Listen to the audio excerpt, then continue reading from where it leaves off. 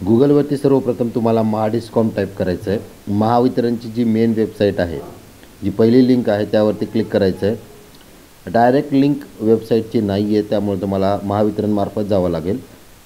या website open केल्यानंतर तुम्हाला खालच्या साईडला येऊन ग्राहक ह्या सेक्शनवरती क्लिक करायचं आहे।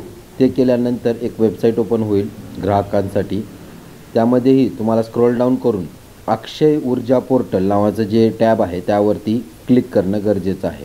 आता ह्या अक्षय ऊर्जा पोर्टलला क्लिक केल्यानंतर यामध्ये मागेल त्याला स्वर कृषी पंप ते एक ऑप्शन आहे। ते पहिलं ऑप्शन तुम्हाला क्लिक करायचं आहे, मागेल त्याला स्वर कृषी पंप। त्यानंतर आता मागेल त्याला स्वर कृषी पंप योजना चालू होईल। आता लाभार्थ्याची सुविधा वरती क्लिक करायचं आहे, अर्ज करावरती क्लिक करायचं आहे। त्यानंतर ही फॉर्म ओपन होईल। आता फॉर्म ओपन झाल्यानंतर सर्वप्रथम तुम्ही माहिती पाहू शकता की जर तुम्ही पूर्वी कनेक्शनसाठी पैसे भरले असतील तर त्या टॅबवरती क्लिक करायचं आहे। जर फॉर्म भरसाठी पैसे भरलेले नसतील आणि तुम्ही प्रतीक्षा यादीत नसाल तर खाली यायचं आहे, सरळ तुमचं आधार कार्ड नंबर टाकायचा आहे। जो कुठला तुमचा आधार कार्ड आहे, ज्याच्या नावावरती शेत जमीन आहे त्याचा आधार कार्ड नंबर टाकायचा आहे। त्यानंतर तुमचा जिल्हा निवडायचा आहे, तालुका निवडायचा आहे आणि त्यानंतर तुमच्या गावाचं नाव तुम्हाला निवडणं गरजेचं आहे। त्यामध्ये तुम्हाला समजेल की तुमचा जी गाव आहे ते कुठल्या सेक्शनमध्ये येत आहे, वेट म्हणजे जे पाणी प्रभावित क्षेत्र आहे का असेल तर त्याच्याबद्दलही कागदपत्र तुम्हाला द्यावे लागतील। जसं की या केसमध्ये दाखवतं आहे की हे डार्क वॉटरशेड एरियामध्ये आहे। त्यानंतर पुढचे गट नंबर वगैरे तुम्हाला लिहायचा आहे। तुमचं जमिनीचा प्रकार म्हणजे सामायिक आहे का स्वतःची आहे, त्यानंतर कुठलं नाव आहे त्यांचं नाव येईल गट नंबर टाकल्यानंतर, आणि त्याच्यानंतर जे कुण्या शेतकऱ्याचं नाव असणार आहे त्याचं नाव तुम्हाला इथं दर्ज करणं गरजेचं आहे। संपूर्ण नाव तुम्ही तुमच्या आधारप्रमाणे टाकून घ्या। त्यानंतर तुमचं जेंडर जे काय असणार आहे, कास्ट कॅटेगरी जर काय असेल तर ती कास्ट कॅटेगरी टाकून घ्या, कारण त्याच्यानं वरतीच तुमचं जी काही रक्कम असणार आहे ती कमी जास्त होणार आहे। मोबाईल नंबर दर्ज करायचा आहे।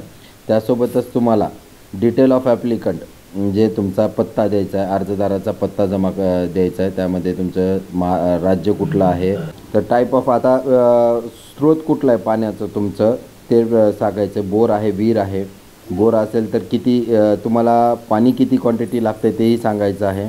त्याच्यानंतर स्रोतमध्ये तुम्हाला दाखवायचं की किती खोली आहे त्याची, विहीर असेल तर किती खोल आहे, किती फूट आहे, बोर असेल तर किती फूट आहे, या सगळ्या माहितीची तुम्हाला नमूद करायचं आहे। त्यानंतर ॲग्रिकल्चर डिटेल्स म्हणजे कृषीशी रिलेटेड तुमचं पीक खरीपचं पीक असेल तर एकल पीक होतं म्हणजे इंडिव्हिज्युअल क्रॉप होतं का तुम्ही सामायिक पीक घेतलेलं होतं तेही तुम्हाला नमूद करणं गरजेचं आहे।